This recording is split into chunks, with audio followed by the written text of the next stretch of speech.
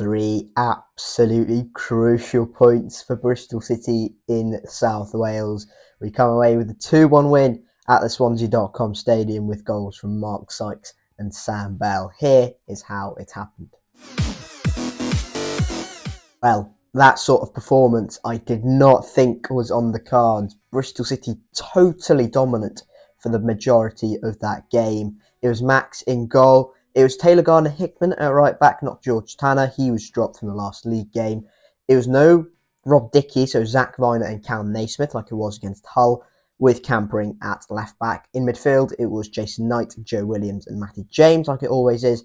Up top, and I finally think we've somewhat found our solutions here, there's Sam Bell, Nahki Wells and Mark Sykes. Swansea score on 10 minutes, but it was actually us that kind of dominated those 10 minutes and had a lot of, not the possession per se, but the territory and the chances, and the volume of chances, probably us for those 10 minutes. It was a lovely ball through from Arsenal loanee Charlie Patino, who's on loan at Blackpool last season.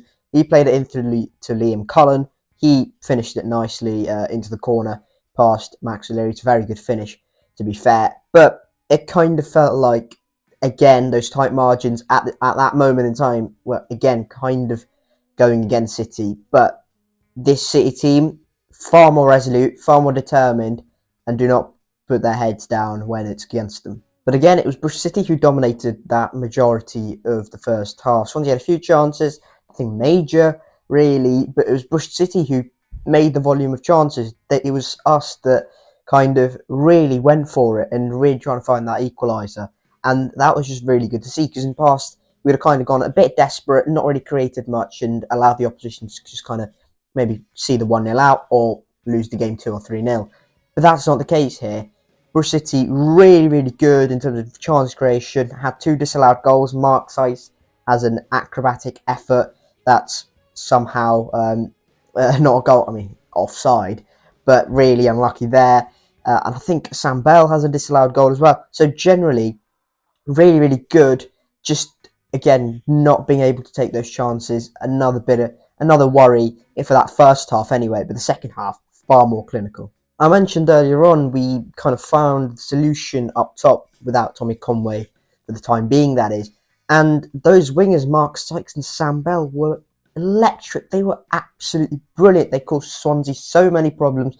They pinned Josh Key and Harrison Ashby, the two fullbacks, right back. And that eventually made Michael Duff, the opposition manager, had to change shape. He took off Harrison Ashby at half-time and put on Josh Ginley.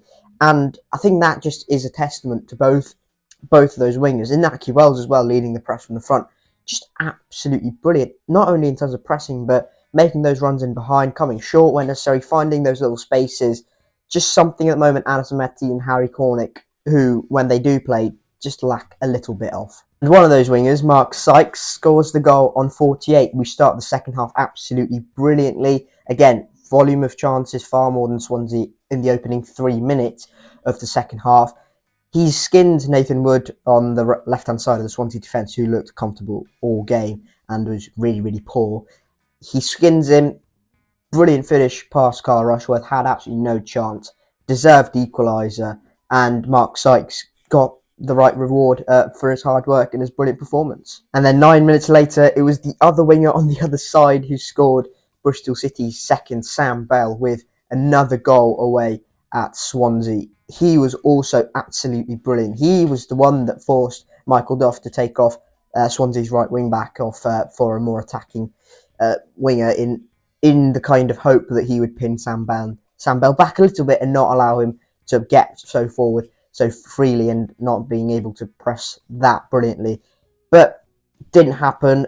Sam Bell was absolutely brilliant as well. He scored. Mark Sykes again with the assist. Goal and assist for him. Just absolutely brilliant, both of them. And then even after that, we had just so many chances in that kind of period where we had 3 disallowed goals when we were 1-0 down. Just utterly outstanding. We were really, really good. Deserved all 3 points, in my opinion. And it was just the perfect performance away from home. And once again, we've gone away from home. We've kind of sat back a little bit, but we've not sat back as in gone, we've taken the point. We've just been hitting teams on the counter-attack and have been, large part, very, very successful. We've ceded 61% possession today to Swansea, but realistically, they didn't do all that much with it. Towards the back end of that second half, they looked a bit more of a threat. Then they hit the post. Max made a couple of really good saves, was called into action a few times.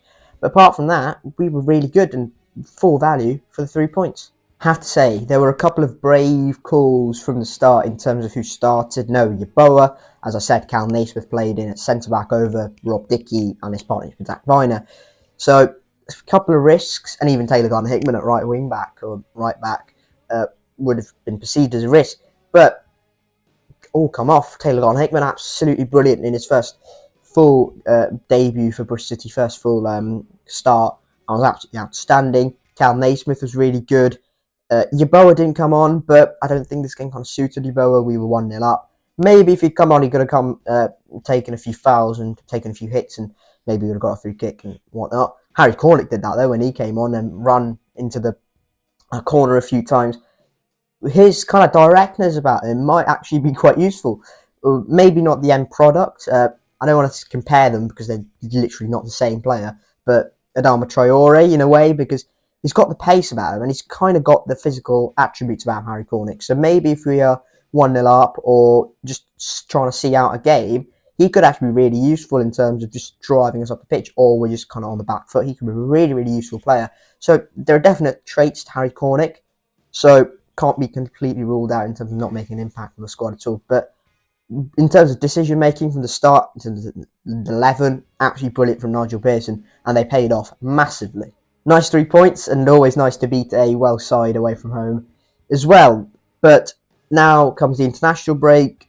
Good that we've got the win going into it.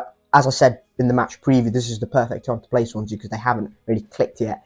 And yeah, it was just generally a very, very good performance, and we were fully worthy of the 3 points. Very similar to Hull away in a way, because we kind of dominated that game in terms of territory and volume, but ceded possession. But we looked far more of a threat, and this time we've actually gone and won, which is absolutely brilliant. So 4 points from 2 away games.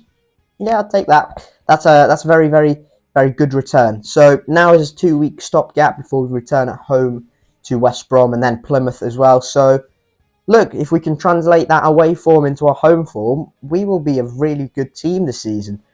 Obviously, there are still frustrations of the transfer window and whatnot, but for the time being, this team does look like it has some attributes about it. And the way we've kind of been playing away from home in particular, it looks a fairly decent outfit. So hopefully that home form can improve, and hopefully we can improve on the whole as a team and find just a bit more consistency. Before you go, here's a little message from me.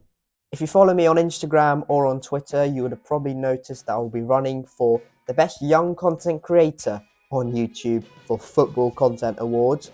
So if you do enjoy my videos and you do like and watch most of them, I would massively, massively appreciate you going to their website or Twitter or Instagram and voting for me.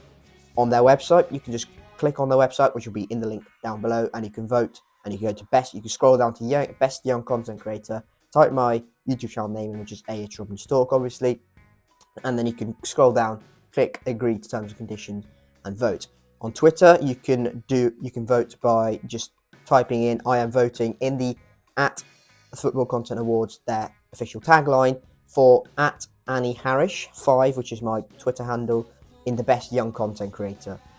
You can vote on Instagram by scrolling down to the best young content creator on the Football Content Awards handle, and then you can tag me or @AHRobinStalk in the comments, and then you'll vote for me that way as well. Voting finishes on the 3rd of September, so again, massively appreciate it if you could vote for me. So that is it. Thank you guys so much for watching this match review for Swansea 1, Bristol City 2. Hit like if you haven't already, subscribe to the A.H. Robin Stork YouTube channel for more Bristol City content in the future.